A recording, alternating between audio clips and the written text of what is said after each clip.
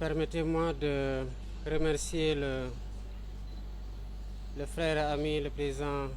Ibrahim Traoré, pour l'accueil chaleureux et fraternel qui m'a été réservé ainsi qu'à ma délégation.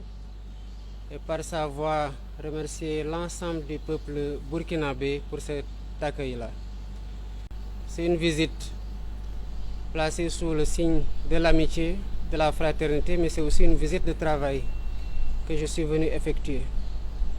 Je suis venu aussi dire merci au président Traoré et au peuple burkinabé pour avoir dépêché une délégation à Dakar lors de ma prestation de serment. Et ça a été un honneur fait à moi et à l'ensemble du peuple sénégalais en cette occasion solennelle. Mais je suis surtout venu lui réaffirmer mon engagement et l'engagement du Sénégal aux côtés du peuple frère de Burkina Faso et l'inviter pour qu'ensemble nous puissions travailler à raffermir les relations entre les deux pays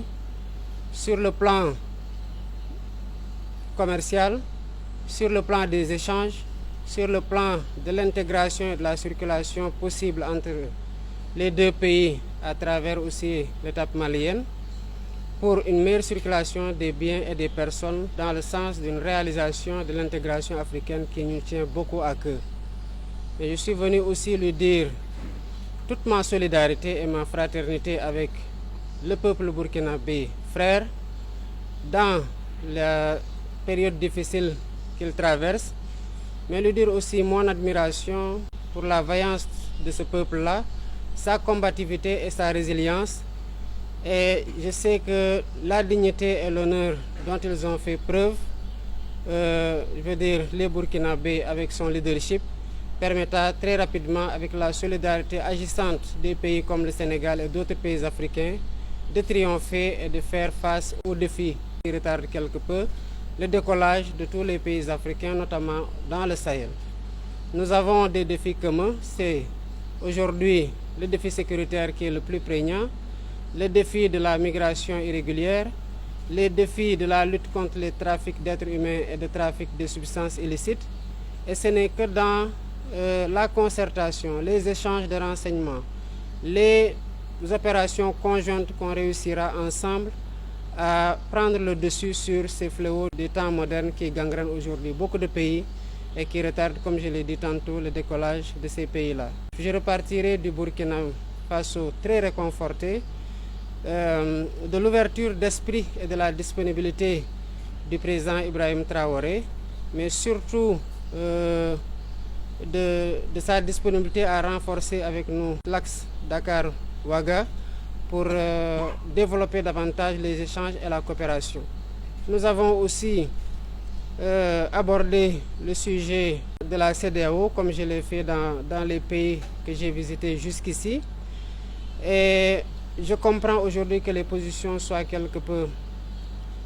figées, mais je perçois dans chacune de ces positions-là, ou les tenants de ces positions, une fenêtre d'ouverture qui peut permettre de nouer un fil, si tenu soit-il, du dialogue. J'ai toujours l'habitude de dire, on le constate aujourd'hui au niveau de la CEDEAO, que les portes du dialogue sont certes fermées,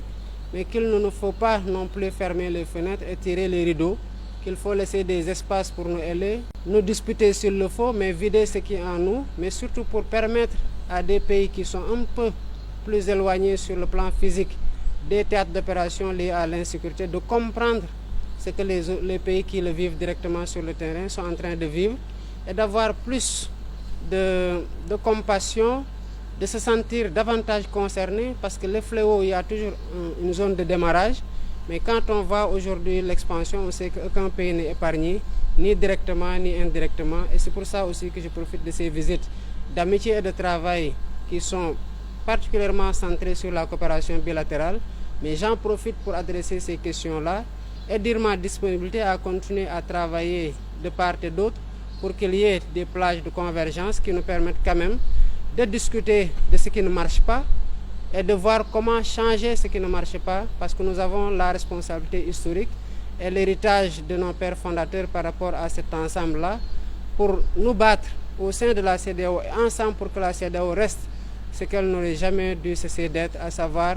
un organe d'intégration qui a été cité en exemple, que nous devons pérenniser, que nous devons renforcer et que nous devons protéger contre toutes les velléités qui vont dans le sens de détourner la CEDEAO de son objectif d'intégration africaine et de ce qui est sa nature, à savoir la CEDEAO des peuples, et qu'elle continue à être cela et qu'elle continue surtout à être un cadre où nous allons adresser ensemble les défis communs que j'ai cités tantôt.